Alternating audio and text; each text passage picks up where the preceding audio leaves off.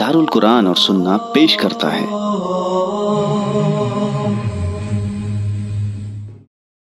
अस्सलामु अलैकुम वरहमतुल्लाहि वबरकातुहू। अल्हम्दुलिल्लाहि कफ़ा व सलामुन अला इबादिहिल्लज़ीना इस्तफ़ा, अम्मा बाद। मोहतरम नाज़रीन इकराम, आज की नशिस्त का मौजू है लॉकडाउन में रमज़ान कैसे गुजारें। औज़ु बिल्लाहि मिनश शैतानिर रजीम, बिस्मिल्लाहिर रहमानिर रहीम। या अय्युहल्लज़ीना आमनु कुतिबा अलैकुमुस्सियाम कमा कुतिबा अलल्लज़ीना मिन क़ब्लिकुम लअल्लकुम तत्तक़ून। नाज़रीन इकराम, मैंने सूरह बकरा सूरह नंबर 2 की आयत नंबर 183 पढ़ी है। उसका तर्जुमा यह है कि ऐ ईमान वालों, तुम पर रोज़े फ़र्ज़ किए गए जिस तरीके से पिछले वाले लोगों पर रोज़े फ़र्ज़ किए गए थे, शायद कि तुम मुत्तकी और परहेज़गार बन जाओ। नाज़रीन इकराम, मैं 2020 की बात कर रहा हूँ। अभी पूरी दुनिया लॉकडाउन में चली गई है। कोरोना वायरस ने पूरी दुनिया को अपने लपेट और चपेट में ले लिया है। 1.5 लाख से ज़्यादा लोग दुनिया से जा चुके हैं।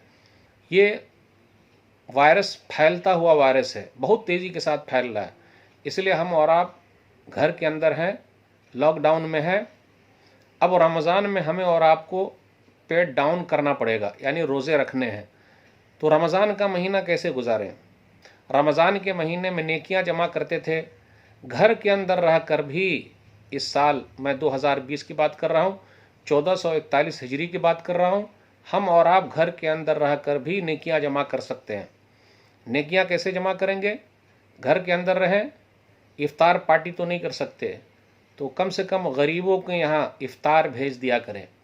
सहरी पार्टी नहीं कर सकते तो सहरी भेज दिया करें। फिर इसी तरीके से कुछ चीज़ की कमी तो रहेगी, जैसा कि इफ्तार पार्टी करते थे तो शॉल ओढ़ा देते थे, फ़ोटो खींच लेते थे, अखबार में देते थे। अब ये सब तो मजबूरी है, नहीं कर सकते हैं। लेकिन घर के अंदर रहिए और इफ्तार लोगों को कराइए, गरीबों का ख्याल रखिए। फिर इसी तरीके से मस्जिद के अंदर जाकर तरावी का अहतमाम करते थे, अब घर के अंदर तरावी का अहतमाम कीजिए। अफसोस होगा उन लोगों को जिन लोगों ने अपने बच्चों को हाफिज़ नहीं बनाया। आज कोई बच्चा हाफिज़ होता तो घर के अंदर तरावी पढ़ा देता, तो अपने बच्चों को कम से कम हाफिज़ तो बना दिए होते, तो आज मजबूरी में काम आता। क्योंकि बाहर से किसी को ला नहीं सकते, तो घर के अंदर जितने लोगों को कुरान जितना याद है, बस उतना ही तरावी का अहतमाम कर लें। जितनी सूरतें याद है, चाहे छोटी सूरत हो बड़ी सूरत हो, बस उसी में तरावी को देख लें।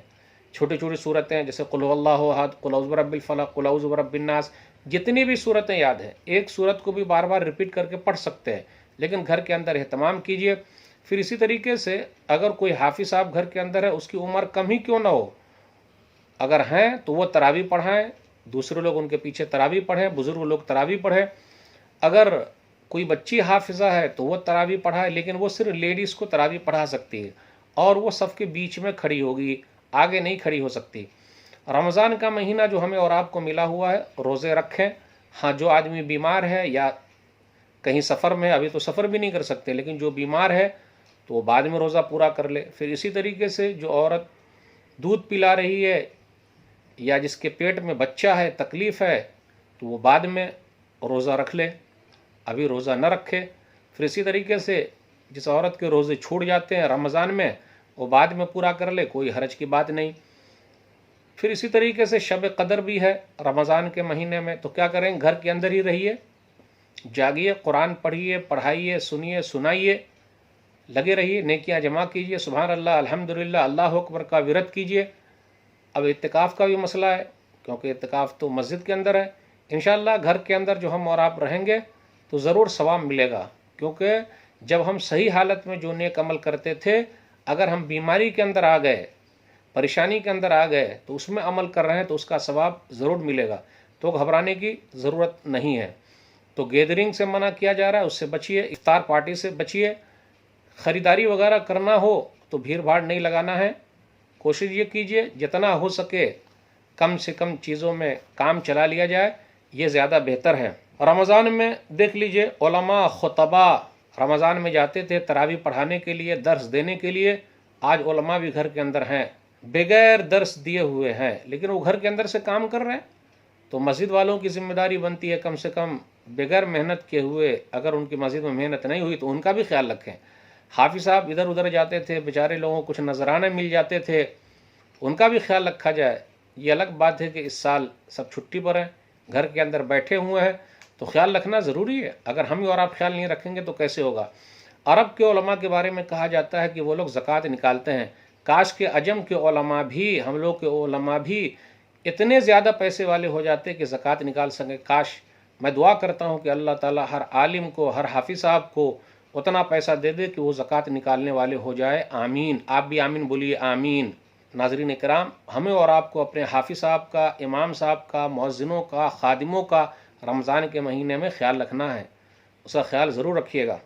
तरावी का जो मसला है, अगर कुरान नहीं याद है तो मजबूरी में कुरान को देख कर भी पढ़ सकते हैं, कोई हरज की बात नहीं।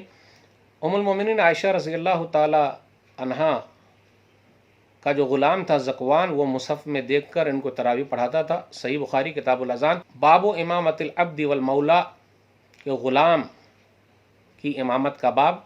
तो मजबूरी में ऐसा हो सकता है तो घबराइए नहीं, घर के अंदर रहकर भी नेकियां जमा कर सकते हैं। अफसोस करने की कोई बात नहीं है।